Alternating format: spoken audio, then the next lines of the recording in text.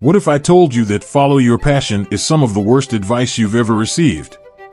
It's a phrase we see on coffee mugs, inspirational posters, and graduation speeches. But according to Cal Newport, a theoretical computer science professor at Georgetown University, this mantra is responsible for more career anxiety and quarter-life crises than almost anything else. In his groundbreaking book, So Good They Can't Ignore You, Newport flips the script on how we view work. He argues that happiness isn't found by matching your job to a pre-existing passion, but by working right to create a life you love. By the end of this summary, you're going to understand the exact career capital framework that high achievers use to gain total autonomy and purpose. We're moving away from the soul-searching rhetoric and toward a craftsman's approach to life. Rule 1. Don't follow your passion. We start by dismantling the foundation of modern career advice. If following your passion is the wrong way to go, where do we actually begin? Chapter 1. The Passion of Steve Jobs. The passion hypothesis suggests that the key to occupational happiness is to first figure out what you're passionate about and then find a job that matches. Everyone looks at Steve Jobs as the ultimate proof. After all, he told Stanford graduates to stay hungry, stay foolish, and find what they love. But Newport takes us back to the early 1970s. If Steve Jobs had followed his pre-existing passions, he would have been a Zen teacher or perhaps a wandering poet. He didn't start Apple because he had a passion for personal computing. He started it as a small-time scheme to make a few $1,000s selling blue boxes and circuit boards. The passion for the industry came after he saw the impact of what he was building.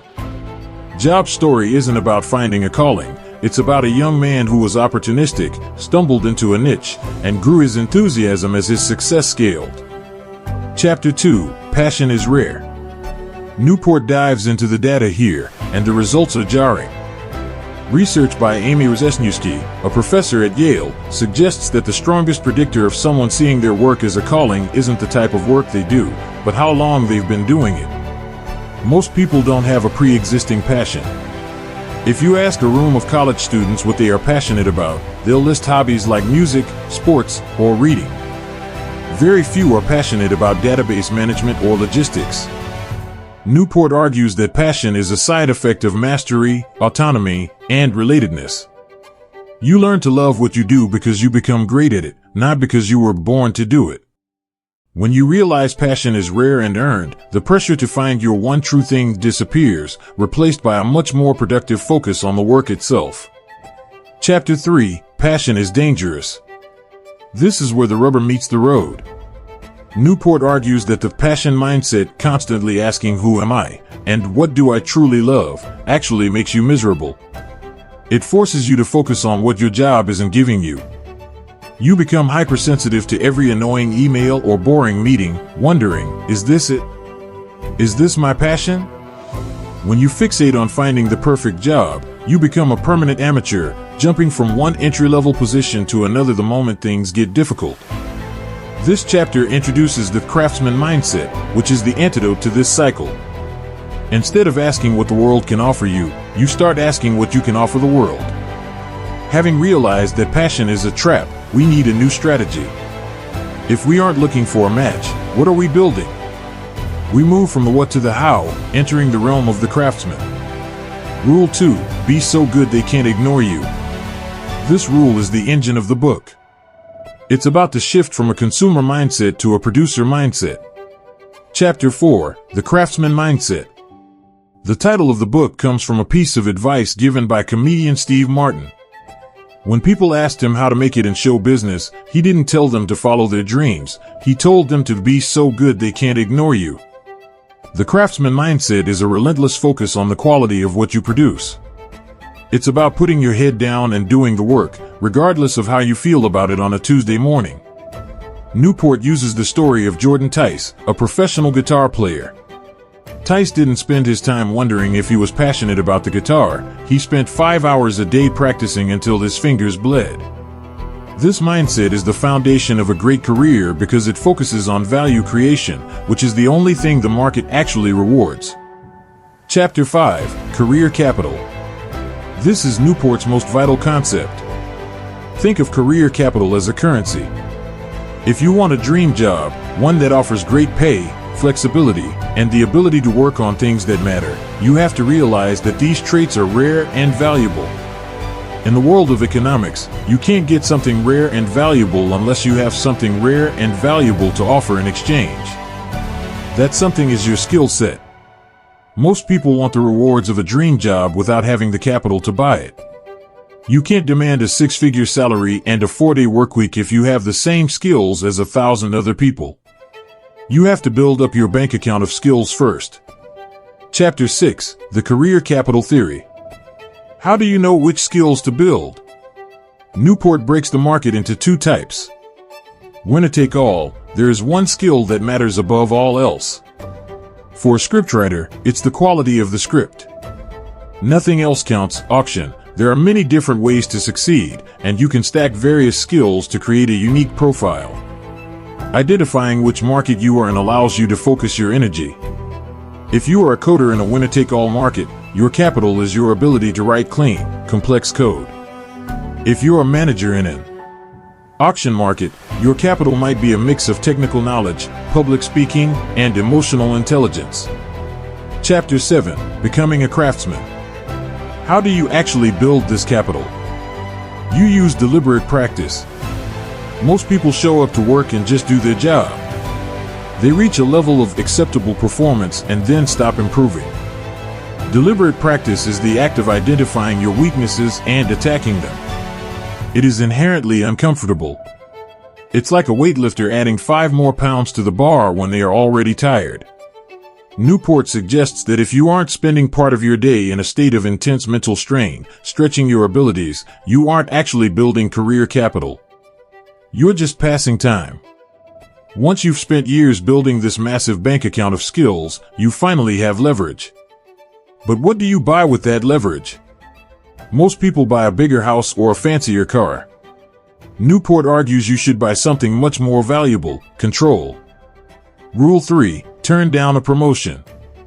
Control is the secret sauce of career satisfaction. It's the ability to decide how your day looks. Chapter 8: The Dream Job Elixir.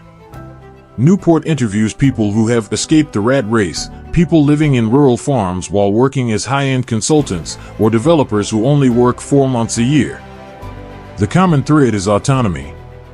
Having control over what you do and how you do it is the single most important variable for happiness at work. However, control is a trap if you don't handle it correctly. Chapter 9: The First Control Trap. This is the trap of the lifestyle blogger or the failed entrepreneur. It happens when you try to take control before you have the career capital to back it up. If you quit your job to start a YouTube channel but you don't have a unique voice or high-level editing skills, which is your career capital, you will fail. You have the control of being your own boss, but you have no value to trade for money. You end up with a lot of free time and no way to pay the bills.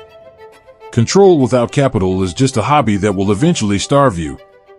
Chapter 10: The Second Control Trap. This trap is more subtle and affects the high achievers. Once you have the career capital and you try to use it to gain more control, like asking for a remote work arrangement, your employer will fight you. Why? Because you are too valuable. They will offer you more money, a senior vice president title, or a bigger corner office to keep you in the old system.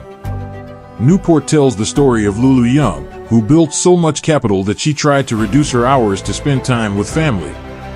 Her company tried to promote her out of that decision. To get the life you want, you often have to turn down traditional success like money and titles to keep your autonomy. Chapter 11: The Law of Financial Viability. So, how do you know when to make the leap? Use the law of financial viability. Newport suggests that you should only pursue a bid for more control if you have evidence that people are willing to pay you for it. Money is the ultimate neutral indicator of value. If your boss is willing to pay you the same amount to work from home, you have capital. If a client is willing to pay for your freelance service, you have capital. If no one is willing to pay, you don't have enough capital yet. Control gives you the freedom from a bad boss, but it doesn't necessarily give you a reason for getting up in the morning. For that, you need a mission. Rule 4: Think small, act big. The importance of mission. A mission is the why behind your career. It's the big goal that connects your daily tasks to a larger purpose. Chapter 12, Meaning Comes from Mission. A mission provides a unifying theme for your work. It makes the hard days of rule number 2, deliberate practice, worth it. However, you can't just choose a mission on day 1. A true mission is found at the adjacent possible. This is a concept from Steven Johnson that Newport adapts. Imagine a room with several doors. You can only see what's behind the next door once you've walked through the current one. You can't see a world-changing mission from the entry-level position. You have to get to the cutting edge of your field first. Chapter 13, Missions Require Career Capital. This chapter reinforces that missions are not found through soul-searching, they are found through skill building. You have to be an expert in your field to even see the problems that need solving. Think of a scientist. You can't decide to cure cancer in high school. You have to spend a decade learning biology, chemistry, and genetics until you reach the frontier of human knowledge. Only then, at the very edge, can you see the adjacent possible breakthrough that becomes your mission.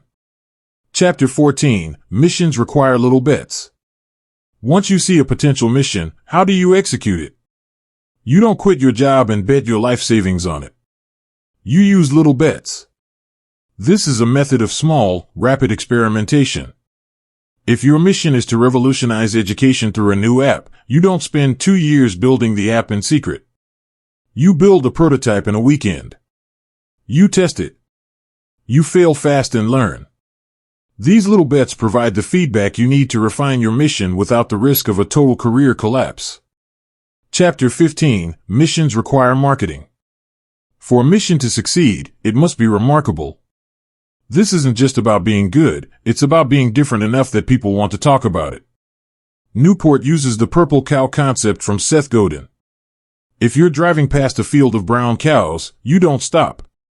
If you see a purple cow, you stop, take a picture, and tell your friends. Your work must be organized in a way that it compels people to share it. When you combine a deep mission with a remarkable project, you finally achieve what most people are looking for, a career that is truly so good they can't ignore you. Cal Newport's book is a call to arms for anyone tired of the passion platitudes. It's a reminder that a great life is something you build with your own 2 hands, one deliberate hour of practice at a time. It's not about finding the right job, it's about working right. What part of this framework resonated with you the most? Are you in the skill building phase, or are you struggling with the control traps? I'd love to hear your stories in the comments below. Let's get a conversation going about what it actually takes to build a career we love.